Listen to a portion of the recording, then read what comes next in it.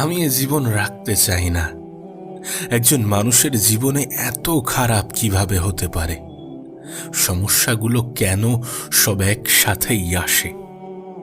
পরিস্থিতি কেন এমনটা হয়ে থাকে? কেন আমার সাথেই এমনটা হয়ে থাকে? কেন বারবার এমনটাই হয়ে থাকে? এর থেকেও খারাপ কিছু কি আমার সাথে হতে পারে? আমার জীবনেই কেন এত সমস্যা? আমি বা কেন? আর কত সহ্য করব? কি এমনটাই ভাবছো? এমনটাই ভেবে আত্মহত্যার মতো জঘন্য সিদ্ধান্তকে বেছে নিয়েছ না?